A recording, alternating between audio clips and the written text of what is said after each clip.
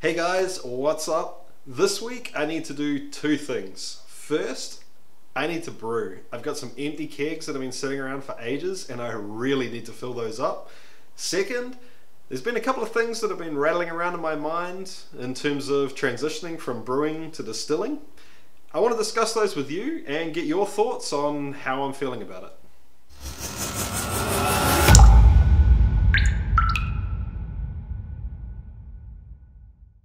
Welcome everyone, this is Still It, the channel all about chasing the craft of home distillation and making it a legitimate hobby.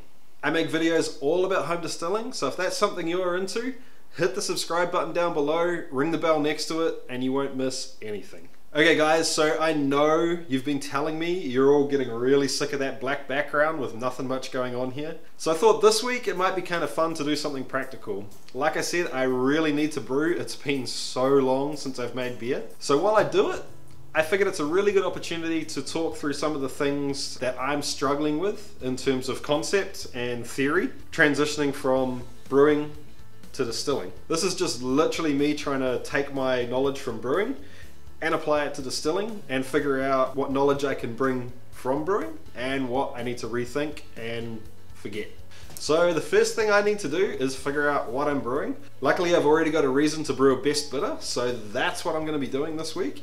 If you're a bit of a beer geek and you want to follow along with beer styles, it's style 11B in the BJCP 2015 style guide. Just so you know, I'm probably going to go off base a little bit and push some of those guidelines to their boundary. I'm not too stressed about sticking within them, but I'm going to use them as a guide. So seeing as we've got that sorted, let's go jump on the computer and we'll figure out a recipe. Alright, so here we are on the computer guys. This is BrewSmith. It is specifically designed to be used for brewing. I do not know if people use it for distilling. To me it would kind of make sense. Let me know if anyone uses it out there for distilling. It'd be really interesting to find out. Just a quick note, these guys are obviously not in any way sponsoring me. I just really love the program. What I want to do while I build this recipe in the background is have a quick talk about ingredients and the difference between the way people use ingredients for brewing and the way that I assume people use ingredients for distilling from what I've seen from recipes and from what people discuss in forums. This to me, I actually think that in some ways distilling is really ahead of brewing. And I say that simply because in brewing there's this obsession with trying to make something that someone else makes. I mean, here I am in New Zealand, right? And I'm trying to make a best bitter the way that they do in England, which is totally cool. I think that's amazing. But I also think there's something really cool to be said for using what your specific location has in abundance, or what is unique or special to your little place in the world. And from what I've seen on forums for distilling, and from what I've seen people talking about and getting excited about, distillers do that better than brewers. On the other hand, brewers seem to respect really high-end ingredients a little bit more. And I'm not saying one is right or the other's wrong. I just find that really interesting. So I would love to hear from anyone and let me know what you think the difference is, and more importantly, what distillers can learn from brewers and what brewers can learn from distillers. Anyway, as you can see guys, the recipe is totally built in beersmith now, not BrewSmith. I apologize.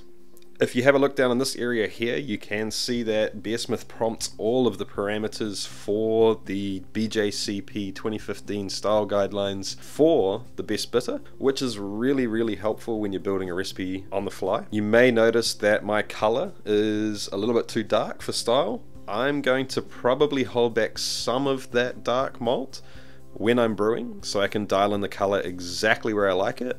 But I must admit, I do like this beer with a little bit of extra chocolate in it, so I'm happy to push it.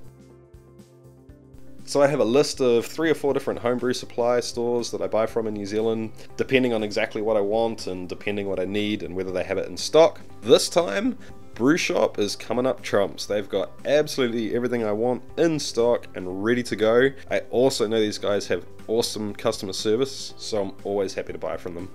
Alright, so that's everything I need in the cart. Just a quick double check to make sure that I have in fact ordered everything as I need it.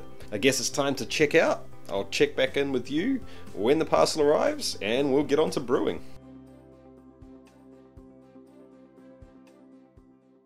Hey guys, I'm at work right now, but I just got an email from Brew Shop saying that the parcel has dispatched. I noticed in the email that I totally screwed up and sent it to my old address.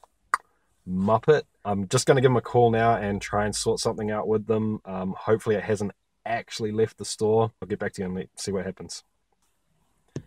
Okay, so the parcel did actually dispatch already. Luckily, they're going to call the courier and they think they'll be able to get it redirected to me. So, yeah, thanks guys for sorting me out. And hopefully, the package is going to turn up on time and everything will be sweet. We'll see what happens.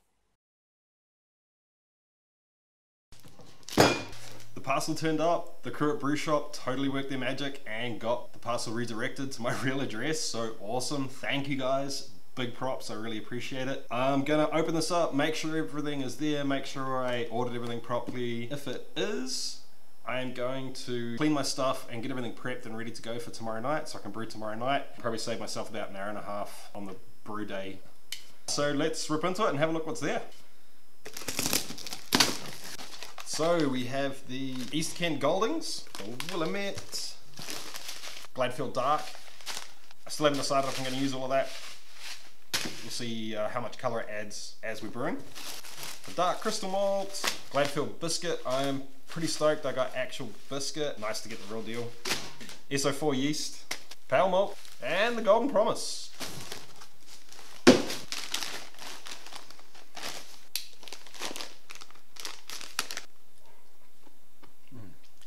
My biscuit malt's good, that tastes really fresh. I really want to open these and have a smell. Probably shouldn't, seeing as I'm not brewing now. You know what? I'm brewing tomorrow night. I'm gonna stick these straight in the freezer, so... Oh yeah. And the East Kent. Yeah, that wonderful, earthy, almost floral. This is gonna be awesome. Everything smells great, everything tastes great. I'm really happy with these ingredients. Can't wait to get stuck into it tomorrow night. First I'm gonna go get these in the freezer. Then I'm gonna go get that in the fridge. And then I'm gonna get onto cleaning my stuff and getting sorted for tomorrow night.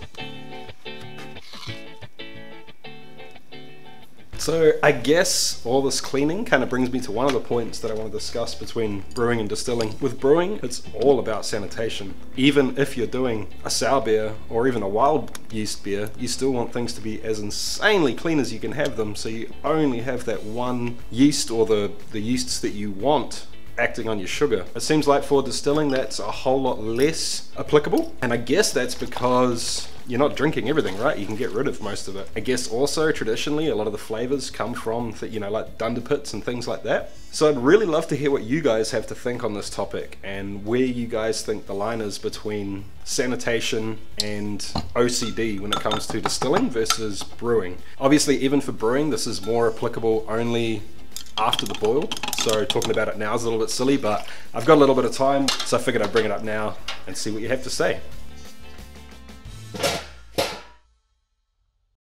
Hey guys, what's up? So I literally just got home, just pulled up, and the first thing I'm going to go and do is get those elements started, get my strack water heating up, so we can get on with this.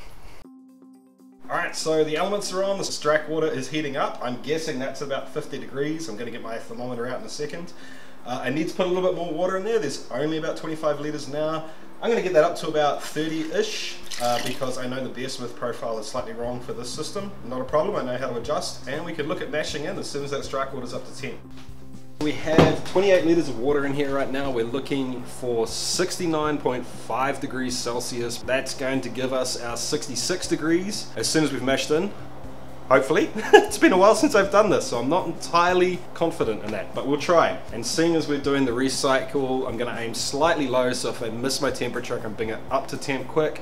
If I do overshoot, I've got some cold water standing by to dump a little bit of extra in, and the only downside to that is I'll miss out on a little bit of sparge water at the end. It's been a little while since I've used that white thermometer, and I'm not entirely sure how accurate it is. So what I want to do is grab a second one, take a reading at the same place in the pot, and just see how close it is.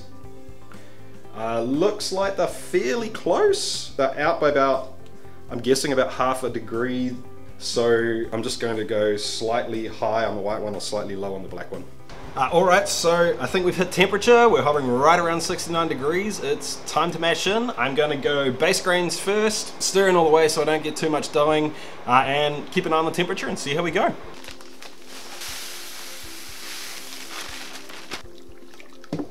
So our temperature's dropped a little bit quicker than I would have hoped, so I'm simply going to turn the elements on, turn the pump back on, and keep things recycling as I'm mashing in to keep the temperature up.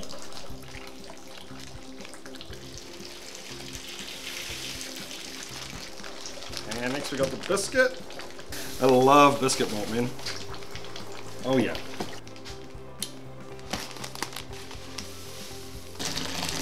Okay, so we mashed in. You know what? Let me turn this pump off. That's really annoying. Okay, that's better. So we mashed in, we're at a good temperature, we've been relatively stable, right around 66. Everything's going good. I guess while we're waiting, this is probably a good time to talk about the next brewing versus distilling thing that's popped up for me. Mashing. So for brewing, you pick a really specific mash temperature based on the end product you want. That mash temperature dials in the fermentability of the sugars in the wort, which then dials in the flavor profile, the mouthfeel, the body, the ABV, all sorts of things, I'm sure I'm forgetting some, of the final product. And you want that to be specific. Except with distilling, as far as I can tell, you just want as many fermentable sugars. You don't want any unfermented sugars left in your boiler. Is that right? Am I understanding that right from the recipes I'm seeing? Alright, so everything's going good. We're about half an hour into the mash. In about 30 minutes, I'm going to start ramping up for mash out. But right now, what I want to do is take a quick reading and see how much sugar we've got sitting on here. See if we're in the right ballpark and see if I need to do anything drastic. And I'm heading towards the beginning of the boil. Okay, so the mash is pretty much under control, pretty much done now. I think it's about time to head inside and grab the hops out of the freezer and start measuring those out and get ready for the boil.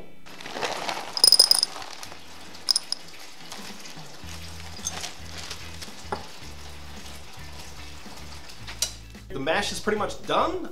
This has just come up to temperature for mash out. Pretty soon I'm just going to start draining through into the pot and start ramping this up for boil. And I've got water heating up to sparge as well. Thought this might be a good time to have a quick talk about boiling between brewing and distilling. For me, coming from a brewing background, albeit modest, the idea of doing a very short boil or not boiling at all is absolutely ludicrous. Hops aside and isomerization aside, I want to kill everything that's in there and add what I want back into it to ferment the way that I want it to ferment. As well, I know there's a lot of other things that happen in the boil that are good for brewing, like the hop break, for example, to drop a lot of that crap out. I'm not sure how that translates to distilling, so I'd love to hear what you guys have been taught, what you guys have learnt, the way you do it. As you know, the way I feel about it is gut instinct's great, but it kind of means nothing at the end of the day, because sometimes this stuff, it doesn't work the way that you want it to work. So you need to either do the research or figure out someone who's done it before.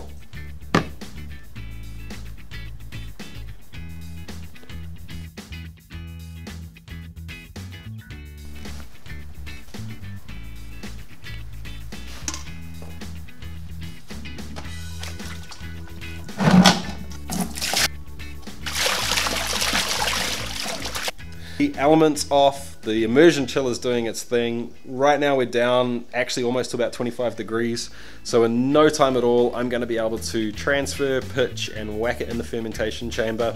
Thanks a bunch for watching, guys. If you liked the video, like it. If you really liked it, have a think about subscribing. There's plenty more content like this to come, and we're going to be distilling soon. That's exciting. Let me know what you think about this video compared to the rest. I kind of thought this might be a good experiment to see what the distilling videos may look like. Love to hear your thoughts. Thanks a bunch, guys, and we'll catch you next time.